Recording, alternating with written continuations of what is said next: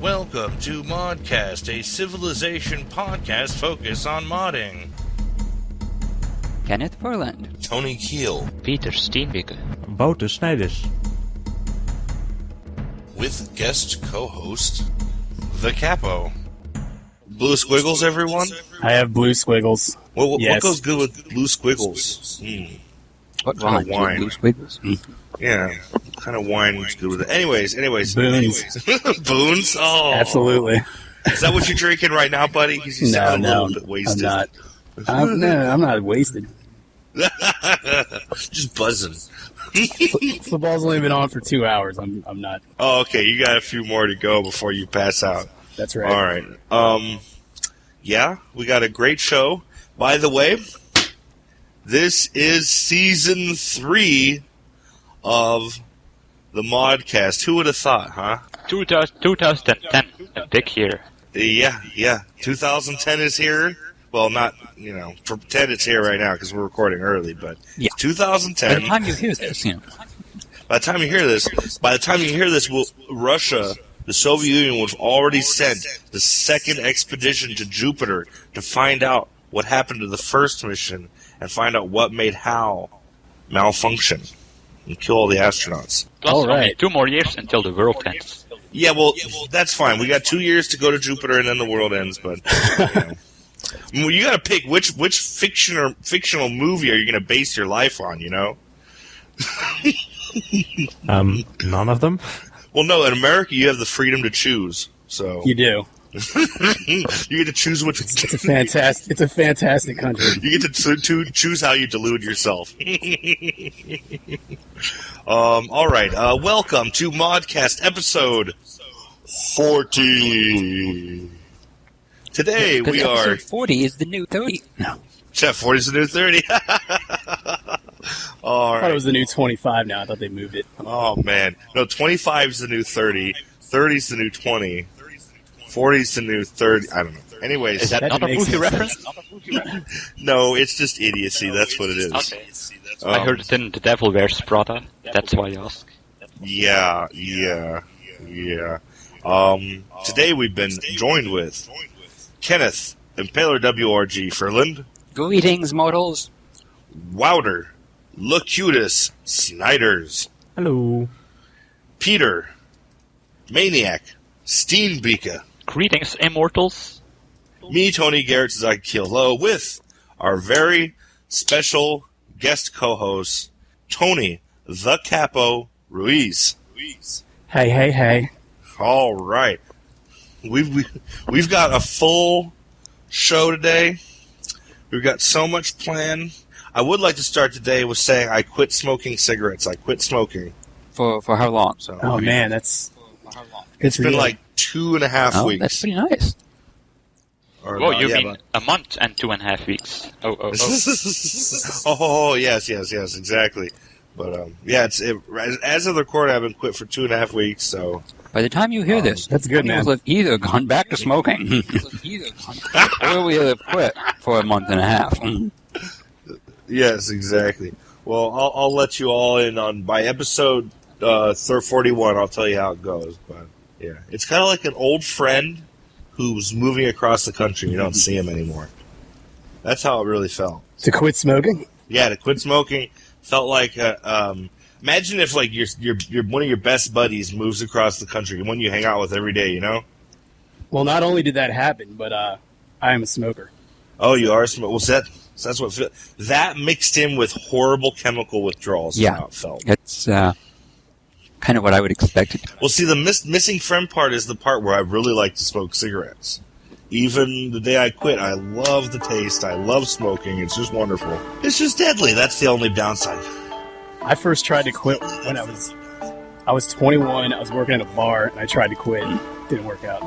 Yeah, Oh, you not can't in a bar. quit in a bar. Well, now in a bar would be cool. Yeah. Now it's illegal to Yeah, smoke. now. Yeah, you could have bars as quit smoking group areas now. They have little. It was a couple years ago here in Yeah. D.C. that they banned smoking. Yeah, I remember the day they did it here. It was weird. I was at the bar. The bar was never smoky and cloudy again. All right. Well, it's a good thing. Yeah, it is. It is a good Let's thing. get to the Yeah, we got some kind of show to do. Okay. In our Sketchpad, we talk about the Lord Believer's city set by Lord Tirain. In the Code Corner today, we discuss the So Far So Close restricted movement mod by TJ and Melendor, and we discuss the Complex Vassalage mod by Afforess.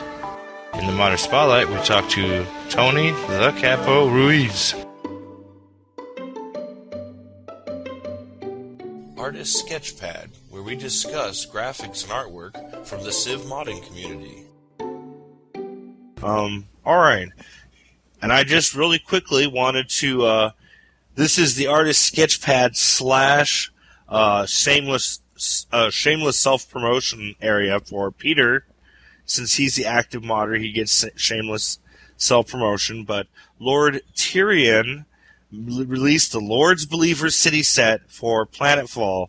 And let me tell you right now, if you played Planetfall mod and you were hesitant to play the Believers, don't balk. Go and play a custom game as the Believers with Raging Barbarians on, and you'll have some fun. I guarantee it. Yeah, I know. I never played the Believers myself in Smack, but I intentionally tried to make them more interesting in Planetfall. Oh yeah, they're way better in Planetfall. They're actually a dominant faction. But if you play on Raging Barbarians, that counters their benefit. They terraform the whole planet how they want it, but every time they terraform, the more mind worms come out. This is how Peter's coded it. It's actually pretty fun, and there's more than just mind worms. But anyways, that's not the mod here. Where is the picture of this? Here's the download and screenshot here. You have to click a couple links. Right, oh wait, I have a couple better screenshots, but Well, let's see what we're letting the listeners see, because we're gonna comment. Oh, wow, that does look nice.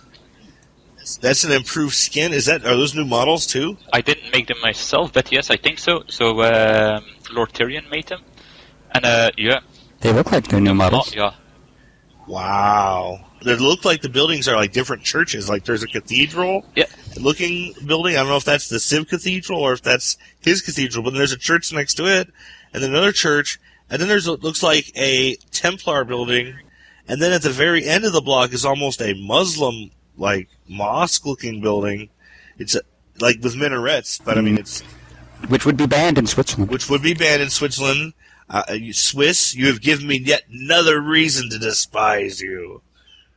Dun dun dun. Okay. Now, I would have to say my only complaint is buildings look almost like they could fit on Earth, and it's like they don't look, they look like stone and everything. And I'm like, everything in Smack, it's supposed to be. This is like a giant, because remember it's the atmosphere is full of too much nitrogen, so all the buildings have to be enclosed in Smack. The Believers are the terraformers. They change the atmosphere so there's more oxygen.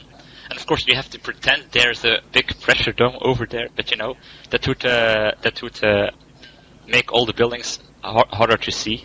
But you just have to pretend that the Believers have terraformed the atmosphere. There's a technology for that in Planetfall. Well, you know what? They didn't have domes in Smack either. And you know what? I thought that for a secret project. Yeah. To terraform the atmosphere.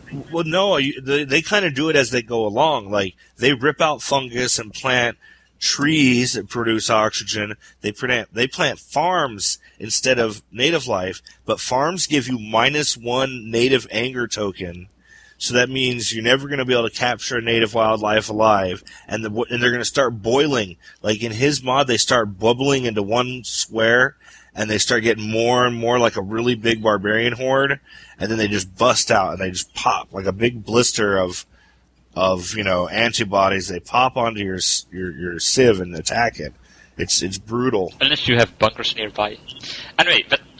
Well, I'm saying, yeah, bunkers help. Anyway, the reason why I suggested to discuss this is because, Impaler said it could also fit on Earth. Besides, for the Believers, it's also, it kind of has a fantasy feel to it. Yeah, this I could be applied to, say, Fall from Heaven or something. Indeed, that's what I was thinking. So this is kind of a... Well, isn't that mod done? But there are lots of mod modders and mod modders who continue to do their own thing. So I think... And let's not forget the mod indeed, modders. So I think basically this could fit for the banner or the Elohim or, any kind of other civ that people want to add. So this was kind of a shout out to these guys. Use this city set. Lord Tirain will be very happy. Yeah, so I like that. And as also, go download Planetfall, hosted at We Play Civ. We Play Civ has the best, most updated Planetfall news, including fresh off Peter's Maniac mind patches for your Planetfall mod at WePlayCiv.com. Is it .com or .org? .com. .com. Oh, okay, .com. All right. WePlayCiv.com. All right.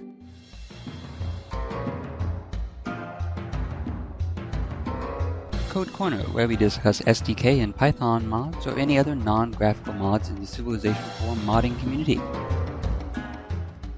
We got, if you click that link, it has something showed called Complex Vassalage shown. Well, personally, I'm interested in the fact that humans can become vassals of an AI. That's, yeah. It's fortunate that Wouter isn't on the show now, so I kind of wanted to ask him. Really? Why did Phyrexis decide... I'm here.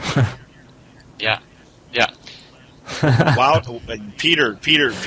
I know I've been fairly quiet, but I am here. Yes, I said that. Peter, so, you just because forgot he's on the that show, Wouter I was wanted here. to ask him, do you know why Phyrexis decided that the humans could not become vassals? Or is that under a non-disclosure agreement? No, I can probably talk about it at this point. I don't think that really matters anymore, but I don't remember really. Because the code is there, so Afforess just had to make a very simple change to allow it. I think there was a point at which it was possible. They decided not to, but I don't quite. It's been 3 years at this point. I don't remember. Well, how would you? You'd have to redo the diplomacy to have a thing no, you where can he just demand takes it. your resources. You can. I think you can say no. It's been a while since I messed around with it. I don't think the AI is allowed to say no, though. They can Basically- say no if you piss them off enough, I think. But Then of course it's... Well, they actually, I don't think they Yeah, can that's even talk back pretty unless they have complex. a certain strength. no, they can still talk back. They can refuse certain things. But yeah, again, it's been such a long okay. time since I even messed with that. Basically, if a human asks an AI for resources and the AI is a vassal, then if he refuses, then it's war. Yeah. Of course, for a human, I don't know, that's kind of random. Personally, I would kind of prefer that a human vassal simply could not trade resources with anyone else than his master. That would avoid a lot of problems, I think. Yeah. And then it could be balanced that humans could be vassals. I do actually. Humans can become vessels. It's disabled in the main game, but I know they explicitly left it open for modders to allow it. I was working on a mod for one of the expansions where that was actually sort of a key thing in there, and they left it open for other modders as well because it never worked out with my mod. But yeah, no, it is possible. I don't remember why, but you can't do it in the main game. I guess this mod opens it up for the main game as well. Well, then it's easy to do right here. I could see the decision having been mostly about gameplay of, like, if the player is losing to the point where they have to become a vassal, then why do we want the player to keep Yeah, remaining in that situation? I mean, the whole point about the game is winning. Players, we don't like to drag out a game. Well, otherwise, if you are attacked by a civ that is much more powerful than you, without vassalage, the only solution is quitting the game. If you, however, now if you accept to become a vassal, you can still continue your game, and you have a challenge to rebuild yourself, and perhaps at a later date you can challenge your master. So in that sense, it's kind of a rubber band mechanic. Yeah. You can still Yeah, but I'm saying, it kind of helps you what are if you you are a actually weaker doing? player. You can still stay in the game and try to get back. So in that sense, yeah. I think there were actually some exploits with it. I don't remember what it was, but there was some exploits that made the Phyrexis decide, okay, we're not going to do this in the main game. Well, what you could do. But yeah, it is a cool idea. It would be kind of nice to have it in there. And I guess that's what this mod does. Yeah, Tony? If you're, say you wanted to get like a cultural victory or something, you could probably use this to your advantage. You can get a powerful You become a vassal of a powerful country. No one will attack you. None of the AI will attack you because of that, because they'd be at war with them too. And they might not like you, and it's easier to become a vassal. It's like a capitulation. They'll accept it rather than become your ally more readily, I think. And that's indeed the possible exploit that I see too. Perhaps, just like in colonizations, the master could demand some gold every couple turns, so that it would still be preferable to be free. Right. Yeah. So I don't know. It might be possible to fix it, but for expansions, there's only so much time, and they decided to focus on other things. You can probably get it. Yeah, they would have had to done a whole AI into that too. I think perhaps something for Civ 5. All right. I have another little bit of code. Let's see what our time is. Yeah, other mod here. From the looks of it, it's a range limiting effect. Yeah. So far, so close. Restricted movement mod by the J, Melendor, and Melendor. So I don't know who Melendor is, but I know who the J is. Yeah, this works off your cultural borders and prevents your units from moving beyond a certain range outside of them. The ranges seem pretty restricted. He's got a range of 3 in the medieval era, a range of 6 in Renaissance. No, it's a 3 until the medieval era, and then 6 for medieval and Renaissance, and then industrial era, the range limits are dropped, so you can actually do a distant war. But, 3 is practically nothing. I don't see how you could even do anything up until that point. When I saw this, I immediately remembered this other mod that you build a fort, and it grows culture out of the fort. That's the only thing I could think of that would make this viable, because you're right, three tiles that's not good. I'd say 5, maybe. I think it's a cool idea. It's definitely adds... Make that number of tiles increase with map size. Yeah, that's another thing. It doesn't seem to be linked to map size. For one thing, yeah. It would be more interesting maybe to not have an absolute limit on it, but it costs you more maintenance the further you get from your borders, maybe something. Oh, then you can go deeper. Layers, so for every 3 additional beyond your borders, it's like an additional gold. Or something like that. Oh, and make it like at distant 15 or distance 10, you get like a slowly mounting chance to have a galley sinking. You know what I'm saying? Random chance. That's just annoying random chance. Bad idea. No. I like it. I like that. You're like, okay, we're going far. Let's see how many units make it. Okay. But I've actually, for a long time, I've thought that naval units should actually operate on some kind of range limit, a bit like aircraft. But the idea would be it's from each of your harbors. So every place you have a harbor, which would be any of your cities, and you could even build a harbor improvement somewhere.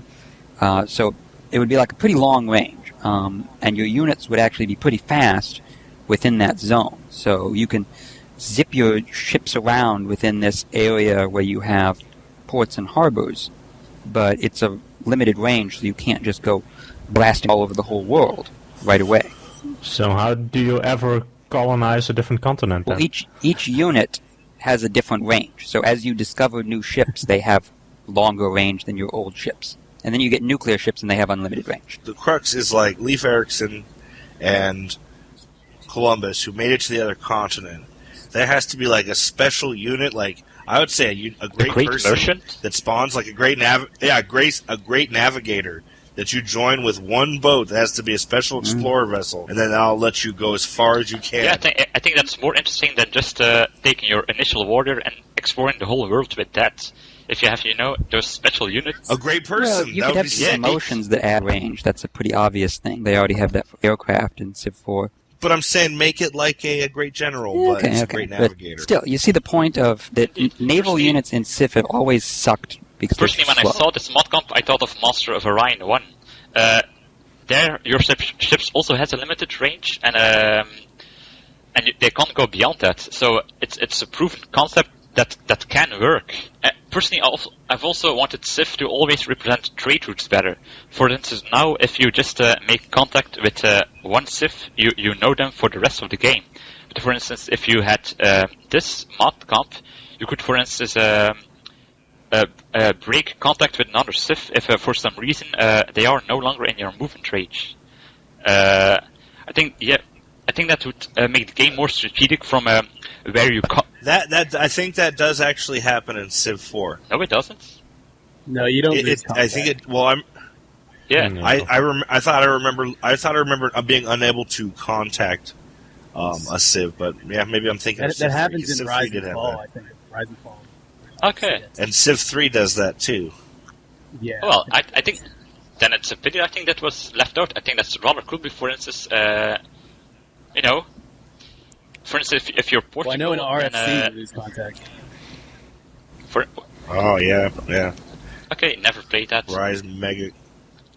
Yeah, well, Rise Mod is pretty hardcore, dude. You have to be pretty hardcore to want to play Rise. Yeah, personally, Rise I Mod. just don't play it because it's on a huge map. If they made the version which played on a normal size map, standard size, I would try it out. So if you can put up with your very first turn taking 30 seconds, then you can put up with this mod. No, it just my computer is so old that huge size maps are just very slow to play on. It isn't. Yeah, that's what I'm saying. The very first turn is already at weight, you know. Yeah, and all the other turns for me too. So you know.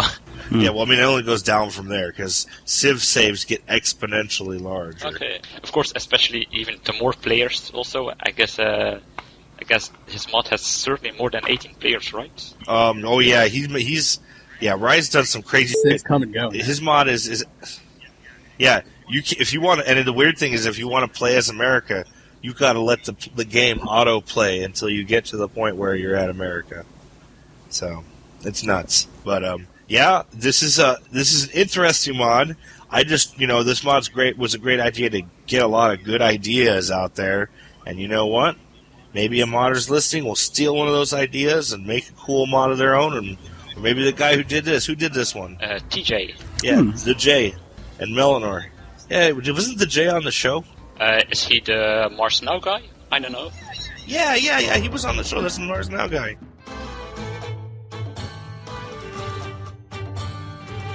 Modding Spotlight, where we interview and talk about modders and what they do in the Civ community.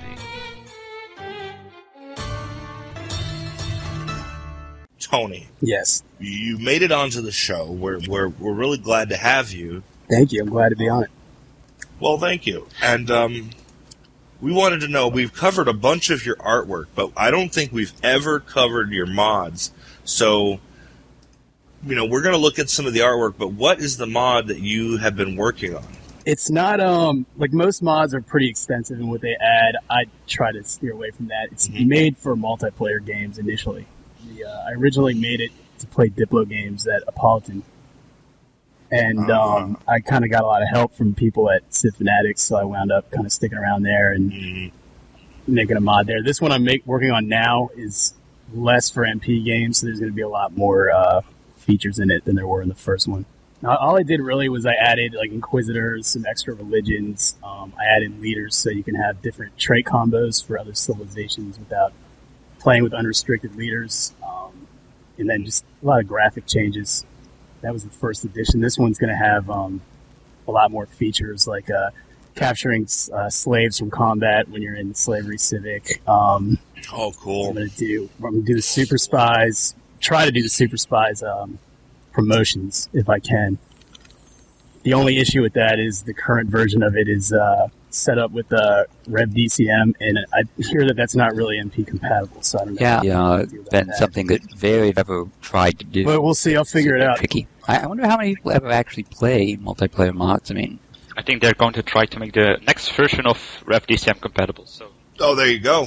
Yeah, just wait a little, and then probably. Yeah, get a hold of those guys for sure. Nice. I played Second Revolution 2.0 on multiplayer for about 15 terms while I was still beta in it before it crashed. Well, I was pretty happy. It's made for Diplo games. What they do there is, I don't know if you're familiar with that, but I wouldn't say it's role playing, but what you do is you post on what's going on in your civilization on a thread, and you kind of negotiate on this thread. So people will post pictures of what's going on, like their armies and all that. And we just thought it would be better if there were flavor units, so it looked more like if you were Greece, your units looked Greek. If you were like, Zulu, they looked Zulu. So that was the original concept behind it, and I kind of went a little far with it. But I don't know. So originally, it was more of a graphical, ethnically diverse initially, improvement. Yeah, and then the new religions added. They don't change anything. It's not like there's not different features with them. They're the same as the regular religions. And they were just there to kind of add flavor to it. So if you were like the Mayans or the Aztecs, you didn't have to be Muslim or Buddhist. Oh, sweet. So that was the idea initially. All right, that makes sense. But a lot of people started playing it. They had these new suggestions for me, so I just kind of started modding, and I guess I got the bug and kept doing it. I've only really been modding for about less than a year, really. Did you hear that, Ken? He's a noob. I am a noob. Hey, we all have to start somewhere, right? You do. Yeah. Well, that's one of the reasons I was excited to have you on. Is actually I was talking to you a week or so before today, and you had mentioned that ModCast is one of the things that got you modding and listening to ModCast early on in your modding career. When that really struck me as really cool of you to say. How has that worked? It's worked pretty well. I mean, I didn't really know much about it when I started. The first thing I did was leaderheads. Ekmek helped me out, actually taught me how to make leaderheads, really. So I would just tune into your show and just get ideas, like see what other mods are doing, and try to incorporate it if I could. Now, obviously, I'm still not that great at it. There's definitely room for improvement in a lot of ways, but your show definitely helped out a lot. In a sense, I never really listened to it before I started modding, to be honest. I listened to PolyCast from time to time, but it wasn't until I started modding I started listening to ModCast. And it's not helpful in the sense that like you literally teach me how to do things, but it's good for getting ideas and just kind of learning like what goes through people's minds when they're making their mods. Oh, did we manage to corrupt you sufficiently? I mean, yeah. Yeah, I mean, they started off just people's files before the SDK even came out. Now we feel special. To a small degree. It's good, though. But, I mean, what I suggest to other people who want to start modding is I would download mods and kind of look through them and see what was done for the XML and all that. I have no experience working with code at all, so that everything I know about is based on basically stealing things from other people's mods. So, thanks, guys. That's okay. Hey, I'll tell you what. I was one of the first people to start modding back in Kiehl and, the Moon mod. Those early leaderheads, really good. Half of the mods were just barely graphical mods. You know what I'm saying? And we had to learn. I remember that the leaderheads have gotten way better. Yeah, and then we had to trial and error all those XML tags. Turn it on, load the game, see what it did, turn it off. Well, that's pretty much what I did. I took one of the first ones I played was probably Amra's mod, and then Varietas Delictat and what was it? The Thomas War mod. And those are the ones that kind of got me into it. Because I'd play them and I go, well, this leaderhead could be better, or this should be like this, and then from there I just kind of learned how to do things. And then after learning how to make leaderheads, once you do that, you get Blender down, you can pretty much make units. It just kind of expands from there. So if you want a mod, what I say usually to people is I'm not as good as the leaderheads look. I'm just good at making them look like some of them. If you look at them in NIFScope or something, you'll find out they're like pieces of crap. I don't know if that makes sense. Do you ever use the NIF viewer? I don't use that at all. I use NIFScope and I use Blender. That's what I use. You remember when I took a paratrooper and redid his body and kept the animations all intact? I used the NIF viewer. Well, I should look into that probably. Look for the rabbit white tutorial on the NIF viewer, and you will learn how to rebone units. That sounds kind of sexy. To rebone? Reboning a unit. There's nothing like the first. Should I ask my wife to do that? It's like, hey baby, can we rebone? I don't know if it sounds more or less retarded the more we say it. I think it gets worse. I think I get what you're saying. There's basically a reward for doing all gameplay portions of the thing. Yes, Tony. Moving can on. Can I ask a gameplay question about your mod? Yeah, absolutely. So I wonder, why did you include Inquisitions? Because personally, I don't see any situation at all where I would want to remove a religion from a city. You have to... Can you explain? Yeah, sure. Remember that it was made for a Diplo game. What you're doing is you're sort of... how do I say this? You're basically acting like a leader of a civilization. You're only playing with humans. So some people will say, look, I need you to get rid of this religion. You got to adopt my religion. We're going to go to war with this religion. It's sort of like a role-playing game in a sense in that way. So that's why we wanted it there. Okay. It's not like... So basically... Okay. So it's bad gameplay, but you don't really care during Diplo games. No, you don't. It's like that. You win. It's kind of complicated. You vote every month on certain aspects of the game, like diplomacy, story posts, military tactics, things like that. So you can win the game, but not win the Diplo. Oh yeah. Confusing. It's pretty nerdy, but it's confusing. Well, the game score and all that is incorporated into the final score you get. So you do get credit for, having high culture or, conquering everybody. You get credit for all that stuff, but there's also votes from the players that count as well. That does sound like fun. You know what would be sick is if you made like an in-game interface for player votes or something like that. We are working on that, actually. That would be it. Oh, I'm spoiling your secrets. See, that's what I was thinking. It's not really a secret. I'm not secretive. Oh yeah, sure, Mr. Government. Sorry, that That's was all a right. low blow. Let's no, but seriously, like the fact that you're making a multiplayer mod makes this mod like 10 times more interesting to me than when I first thought. At first I was like, okay, this is a good mod. It's got all this and this, and then now you tell me that you're directing that towards a diplomacy game multiplayer. That is absolutely fascinating, and I actually signed up for a Diplo game once, but I was too much of a coward to play in it. Yeah, it takes a lot of dedication in a way. You got to. Now they play it on Pit Boss, so I haven't had as much time to do it. Normally it was a weekly session, so I'd be able to have a day where I just play the game. But now it's like some of them want to play like 2 turns a day, and it's difficult to keep in it. But I started this mod originally about 2 years ago, just as a personal mod, really for us to play with. Mm-hmm. So, I'm still working on it, even though I haven't been playing in Diplo games in a while. But I do intend on going back and at least giving it to them so they can use it. Well, so I've always been a proponent that we start some multiplayer leagues. We have at least 3 major fan sites. We could each have a fan site league. I want to see some stuff like that. That would be sick.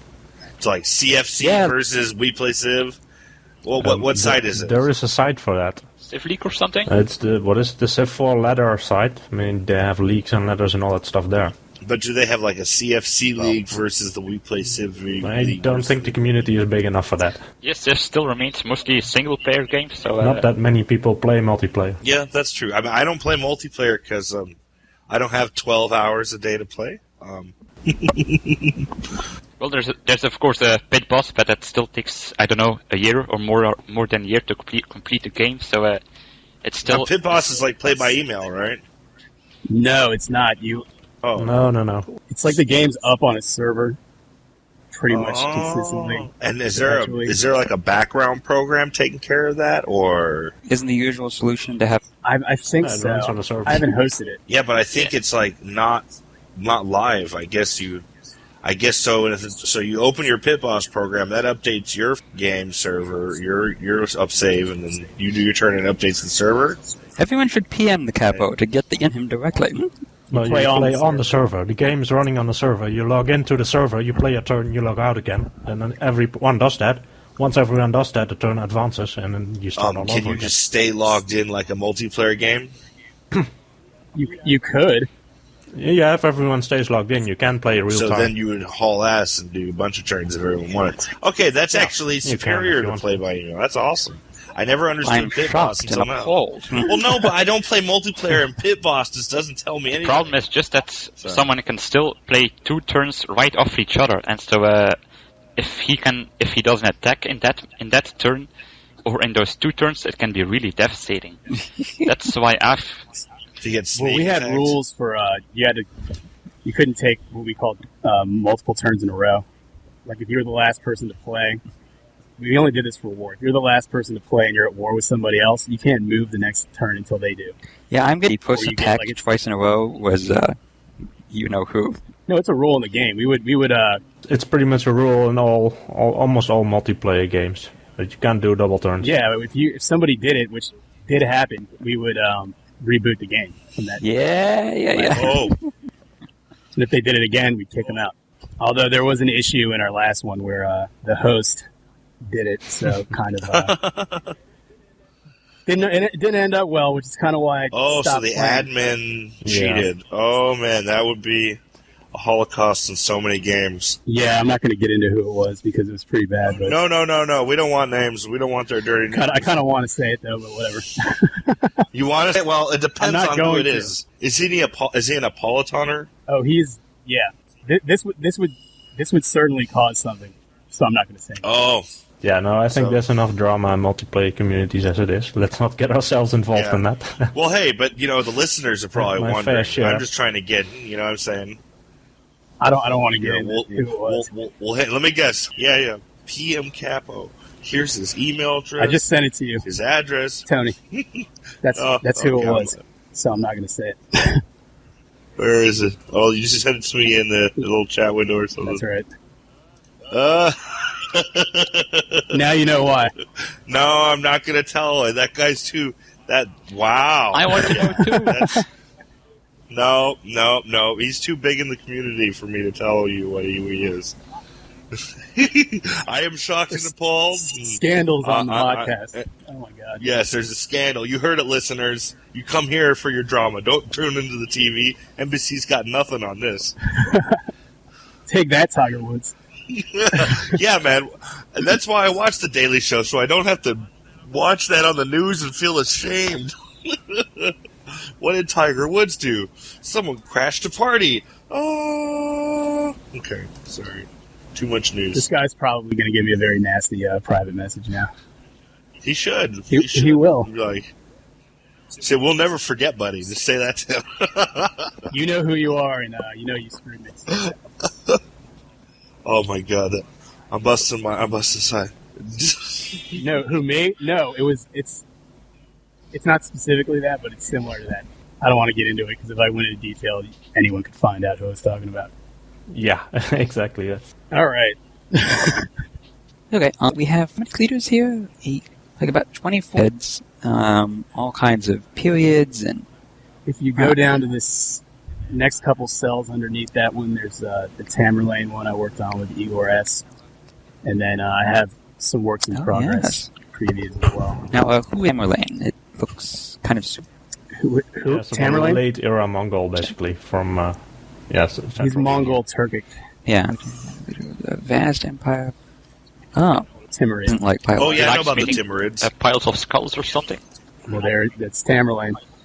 Who said Timurid? I did. Oh, Timur the Lame. Did you do him? No, Tamerlane. If you go to the Leaderhead Gallery, it should.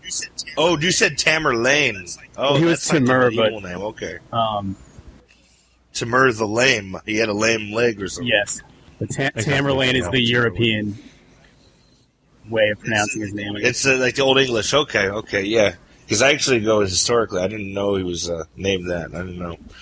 All right, now. I think Alex Trebek could have to go either way on that, Yeah, so primarily select what leaders you're going to do. Do them more by requests. How do you select which leaders? You do it more by finding requests or leaders that are interesting to you personally? Well, the first few, if you go there and see the first four, and then Solomon, those I just that's when I was learning to make leaderheads. So I just kind of did different, I don't know, just things I was interested in. The next ones are all European. I made them for European modules for my mod, so you could, when we're playing the games, if you wanted to be a different civ, you could just plug that in, just put the folder in the mod, and then plays it. So I had Finland, Poland, Bulgaria. I mean, I think I had like 14 different European countries I made them for. They're all pretty much made for modules, actually. Suzablates was a request by Vernier. Hitler I worked on with Ekmek, and who else? I'm trying to remember. Chuggy was involved, sort of, and the Coyote helped us do the animation on that. Hiawatha was a request. Alexander, I just thought that Alexander in the game looked bad, so Yeah. figured If only Phyrexis had been Alexander who looked like that. Yeah, that's definitely a face peel there on Alexander, isn't it? And then the Greek ones, I didn't label these links. the Pyrrhus there is actually just Alexander. I wanted to do something with the old leaderhead, so I threw a helmet on him and reskinned him. Heracles, I don't even know why I made that one. So I don't know. It's a combination. I just kind of do whatever. Oh, your Alexander looks really, really. Well, that was Bernie and Ekmek. I mean, I made the model for the helmet and his clothes, and then Bernie kind of fixed those up a little bit. And then, the clothes and the helmet look good too. The whole thing is just amazing. Yeah, it's a really good leaderhead, and we made it. It's greater than the sum of all its parts. It's right. amazing. There was a debate on what color his hair should be and his eyes and all that. So actually, if you download that, you can change his hair color to blonde. You can change his eyes to blue or brown, or one blue, one brown. Supposedly, he has 2 different color eyes. You can use either bronze or silver colored armor. I prefer the darker hair with the bronze armor, so that's the one I put up. But there are other versions of that same Alexander you can use in your games. I thought I was tripping on his eyes, but I have a friend who has different color eyes. You know what I'm saying? Yeah, he. I don't know if it was true or not, but supposedly he had 2 different colored eyes, which was supposed to signify something in ancient Greece. So I'm not really. Well, all we have to base off is things written on pots and weird poems. You know what I'm saying? Yeah, and then like there's coins and pottery that would depict them, but back in those days when you depicted a leader, you had to make them look good, or else you might wind up on the wrong end of the spear. Yeah, well, that was the fun of being a leader back then, though. I mean, really. It still is. Watch out for one of Obama's death panels now. Yeah. All right, well, let's see here. So, the Capo, what's your opinion about the Phyrexis, art direction? The vanilla leaderheads are kind of cartoonish. Do you agree with that choice, or do you prefer more realistic ones? I don't know. Whatever looks better. Like some of them, like Coach Ice there, he's basically just Ramses. I don't know if you can tell, but that's just Ramses. I didn't mess with the face at all. I just recolored it. So some of my leaderheads obviously are going to look more realistic than others. I don't really have a preference as long as they look good. Mm-hmm. You do the job, Yeah, as long as they look good. Hey, can I make a leaderhead request right now? Sure. It's going to be a tough one, though. I'm backed up, but go ahead. Oh, okay. Well, if you're backed up, I want to see a Sub-Commander Marcos, and I can't figure out how to do it. Who's Sub-Commander Marcos? So you don't know who Sub-Commander Marcos is? He's Citizen Zero from Mexico. Have you heard of the Zapatistas? Oh, yeah. He's a guy who wears a... Oh, I know who you're talking about. He's this old guy okay. who, if you do him, he has to wear a black mask covering his whole face, and he has a pipe. And he basically, he's the weirdest dude, but he's a professor from Mexico City. He's a teacher. That'd be easy to make, man. Really? You think you could make him? I could make him. All right. I get it. I'll make him. Don't be on my ass about it, but I can make No. My mod is so... Did I tell you I'm trying to restart my mod? No, you didn't. I saw your mod. Yeah, Tony, you've only mentioned like the last... Yeah, I'm actually trying to restart it, so that's why I just wanted Sub-Commander Marcos. Because I'm thinking about switching to all 3D leaderheads, because I used to use static. I mean, like, if he's wearing a mask, like, anything you could do to cover up the face or the head or anything, it really helps. It makes it a lot easier. He's got That's a why those Greek guys have on. helmets on. He's got a balaclava on, so... Yeah, I could probably... That's how he looks. That's his image. Right, I could do that. And he's got the red scarf. And see, I've already got Obama and Bush, so now there's going to be 2 ways you can fight. You can do either or, so it's going to be great. I'm also excited to have you on the show, and we appreciate you coming on. We've done a lot of your art, believe it or not, in the Artist Sketchpad.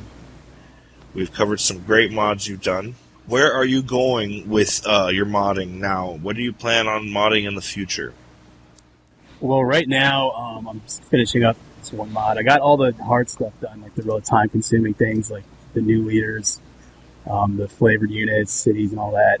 Now I just got to do a lot of Python and XML, just add a bunch of different features, and I got to make about 10 more leader heads for it, and then... Wow. But it really doesn't take long to make a leader head. If you just give yourself you can make one in a day, as long as you just give yourself an appropriate amount of time. So yeah. I could probably finish it up in a couple months. So, one time I had to do like 8 leader heads in 1 week.